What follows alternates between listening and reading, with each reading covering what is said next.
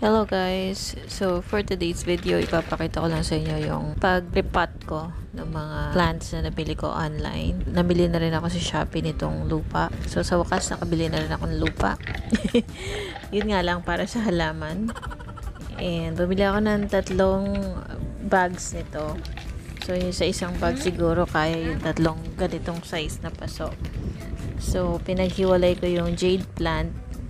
And so far naman, isa pa lang plant yung na maalam na kasi last time na hinayaan ko sila dun sa may sofa naulanan sila, nilabas pala sila.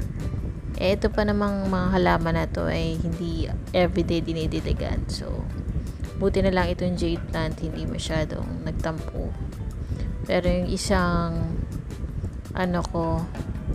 succulent, yung Echeveria cuspidata, hindi niya talaga kinaya, talagang na-soak siya sa water, kaya ayun, namatay na siya.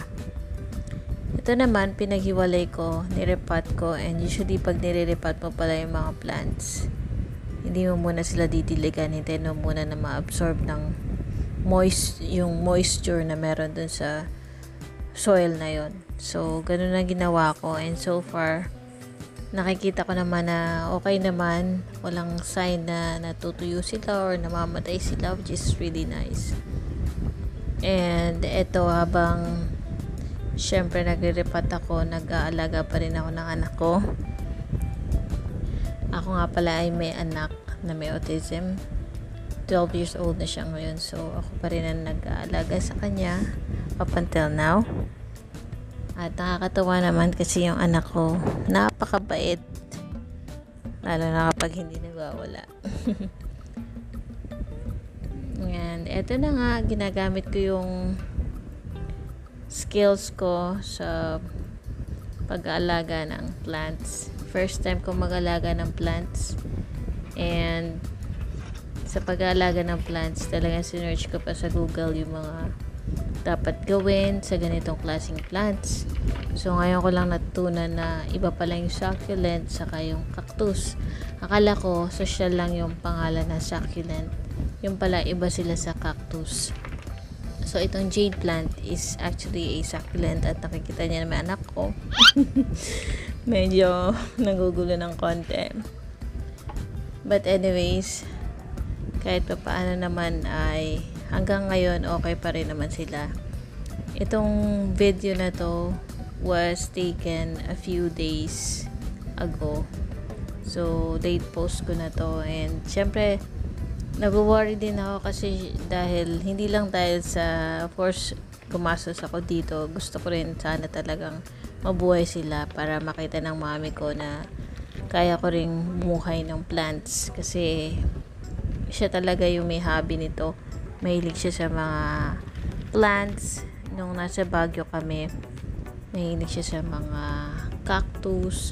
So marami kaming alagang cactus noon, saka yung mga halaman na orchids, anything na maganda, yung mga bulaklak, ganon. So ngayon, nagtatry muna ako ng mga konting plants para makita ko kung kaya kong habang bubuhay ng mga plants, lalo na itong jade plant. Itong jade plant na ito is kasi siya, it brings luck daw.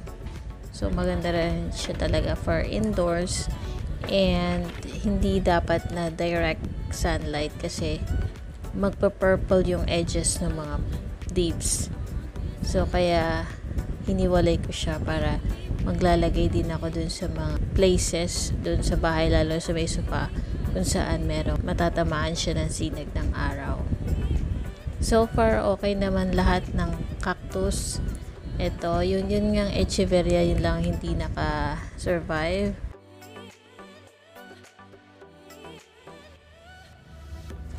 Bali freebie itong Echeveria, pero lahat naman ng plants so far okay. Pati yung juicy terraza na rose, okay pa rin siya. Ipapakita ko maya-maya sa inyo. Yung naman juicy terraza na rose, akala ko nga mamamatay na siya kasi talagang nalanda na lahat, pati buds and yung roses, hindi na nagtuloy na mag-bloom. Pero nagulat na lang ako, meron ng umuusbong ng mga bagong leaves. Buhay pala siya.